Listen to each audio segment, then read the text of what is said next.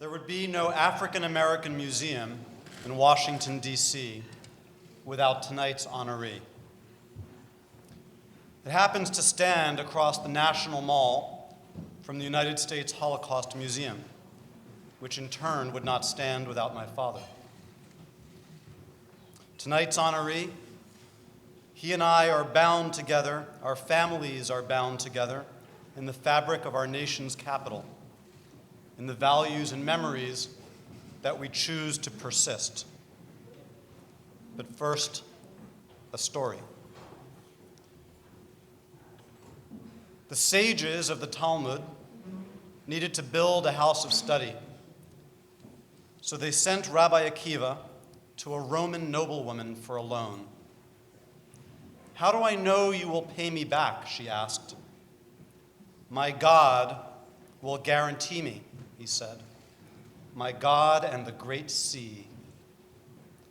When the loan came due, Rabbi Akiva was delayed, and he could not travel to repay the loan.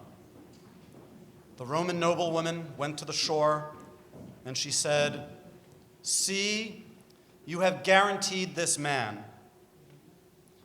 And God caused a madness in Caesar's daughter across the ocean, and Caesar's daughter went to the royal treasury and dumped Caesar's jewels into the water. The fortune washed up at the noblewoman's door. And when Rabbi Akiva came to repay the loan, she said to him, "It's okay. I have worked this out directly with your guarantor, and I have been richly rewarded. Come, keep your money, and let us share in the treasure together." Which character in this story is tonight's World Values Network champion of education? Is he the sage who decided it was time to build a new house of study? Is he Rabbi Akiva on the mission to make it happen?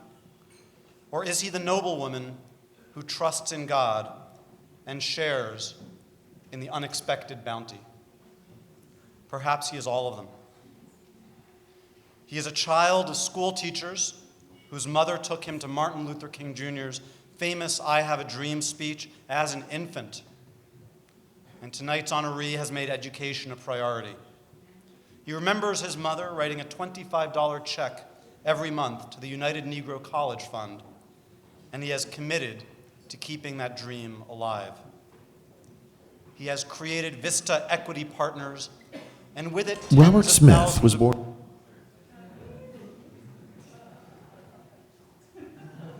And with it, tens of thousands of jobs. But in an interesting way, because he has a hiring strategy of looking past the brand name Ivy League schools to find the very best and hardest working students he can find. The ways he has shared his good fortune are inspirational, whether here at Carnegie Hall or with the young men of Morehouse College's class of 2019, who will all, thanks to him, graduate debt-free. He is an amazing and a warm person, and I am very glad to have had the chance to meet him tonight. Ladies and gentlemen, please join me in saying thank you for reminding us of these shared values between the African American and Jewish communities, for sharing his mission, his resources, and his time to Robert F. Smith. That was a wonderful and warm introduction, and it was on time, and I will be on time as well. And I must say, Alicia, thank you for everything you do to carry on your family's legacy. You're a brilliant man, a brilliant scholar, and I have to say that I'm just excited to know your acquaintance, and I look forward to a next chapter doing things together. So thank you so much for all that you do. This award means so much to me, and Rabbi Shmuley, I have to tell you, this has been one of the most delightful evenings.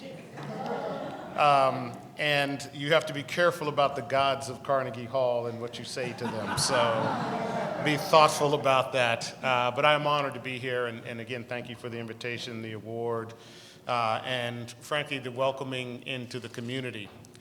As chairman of Carnegie Hall, I'd actually like to welcome you all to my house.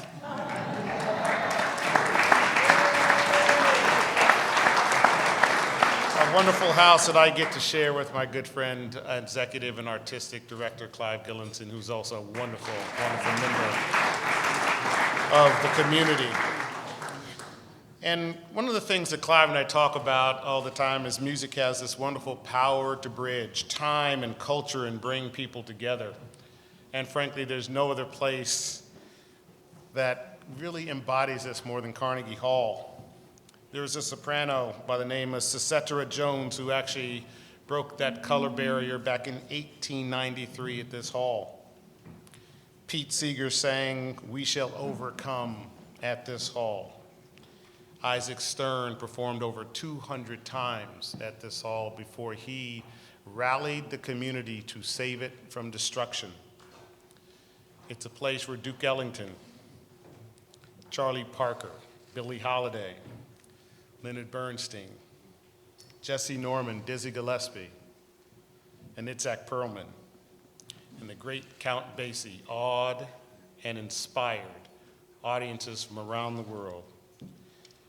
When you step inside Carnegie Hall, you feel the promise. You feel and you start to understand what America is all about. It's inclusiveness. It's a place that is vivid and enduring. And it's the promise I want to speak about tonight. And I will stay on time. I know 2 minutes, so start the timer now. It's a promise of a place that will bring us together.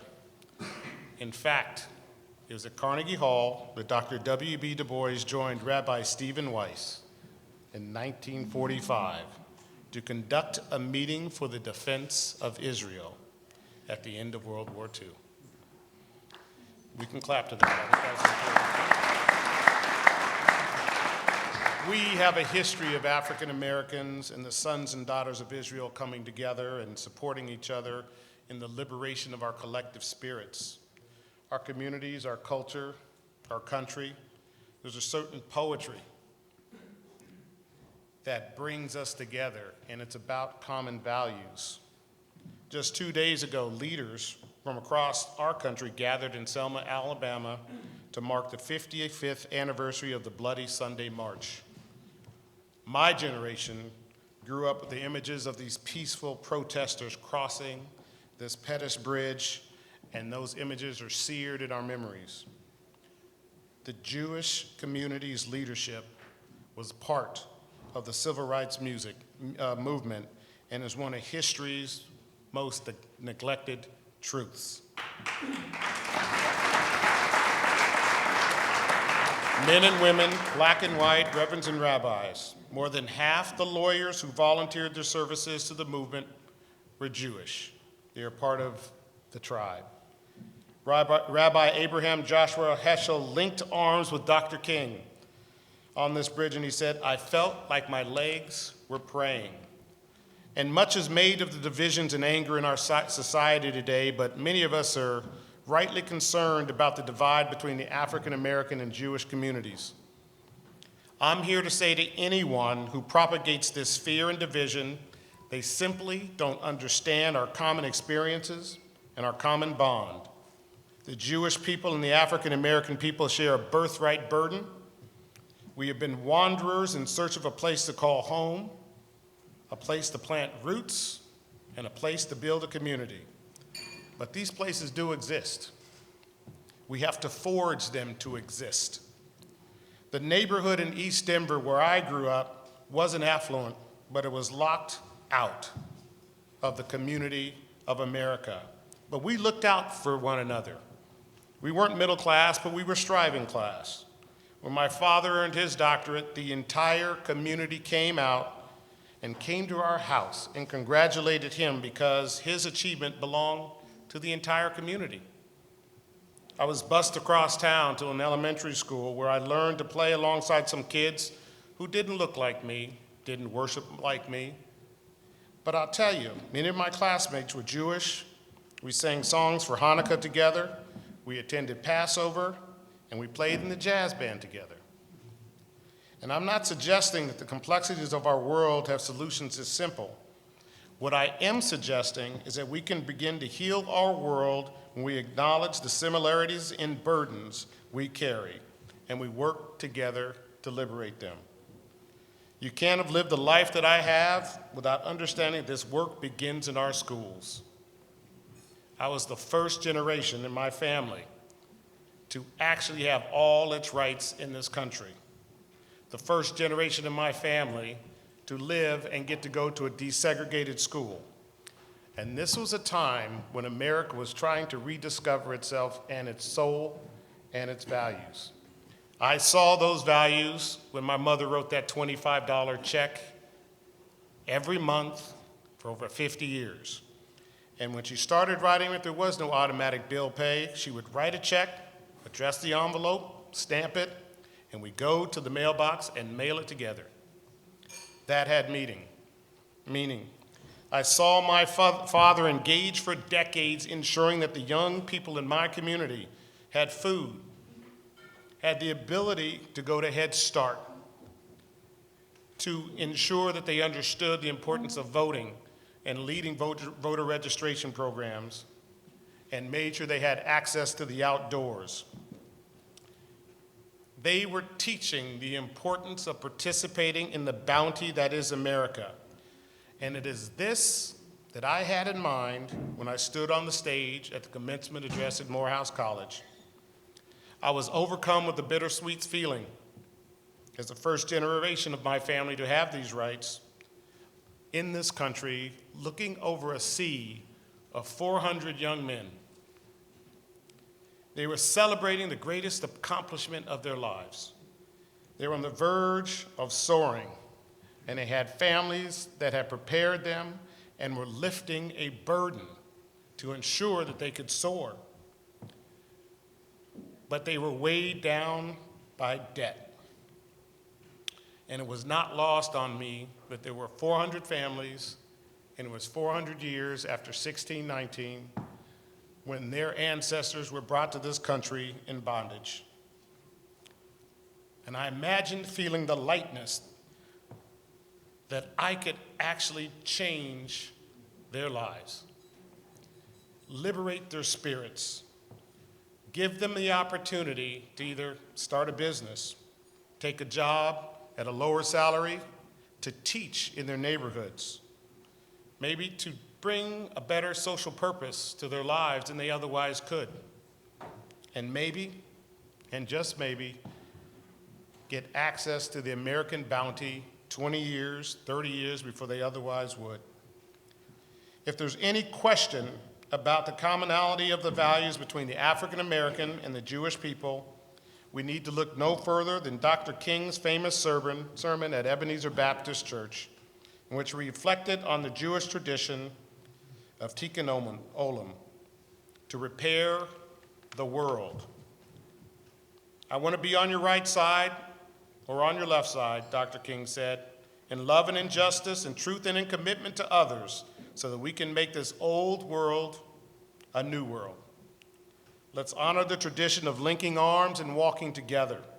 Let's honor the spirit of the Talmud that vigorous debate makes us stronger. And even in disagreement, we are brothers and sisters. Let's never allow the ties that bind us fray. Let's work together every day and make our old world new. Thank you again for welcoming me in your community.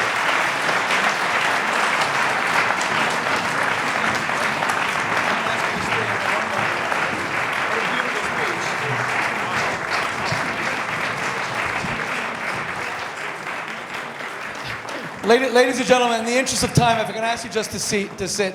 Robert, I want to tell you that we're so honored that you accepted our invitation this evening. And Sir Clive Gillinson, who is the CEO of Carnegie Hall, is one of the finest human beings that I know. And it's because of you, Clive, that we're able to do incredible events here at Carnegie Hall. And I want to thank you and Anya and Galina and the whole family. And Robert, I just want you to know what you said was profound, because Martin Luther King was the greatest American of the 20th century. And as I told you before, for us Jews, he brought our Bible to life as a liberation manifesto. And on the 3rd of April, 1968, he would have less than 24 hours to live. And he had a terrible cold, and he decided not to speak at Mason Temple. He sent Ralph Abernathy to give a speech instead. And Ralph Abernathy came and said, there's going to be a riot here, Martin, unless you come out. So he was unprepared for the speech that he would give, and he belted out the greatest political speech of the 20th century, a value speech. And he said that I fear no man, and I know that I may not get there with you over the mountain, but longevity has its place, but I'm fearing no man because you as a people will get over the mountain. And what he was referring to, what people don't realize, is that he had just, the beginning of the speech is a 20-minute oration of the Jewish people leaving bondage in Egypt, which started the speech. So our peoples have always been one. And it has been my passion since I was a boy, when my mother was going through a collapsing marriage, and she was a banker. She was a teller at a bank called Union Pacific Bank in the Ambassador Hotel in Los Angeles, California, where Robert F. Kennedy was murdered in 1968, the same year. And stupidly, they knocked it down, such a historic place. But thank God they built a school there now.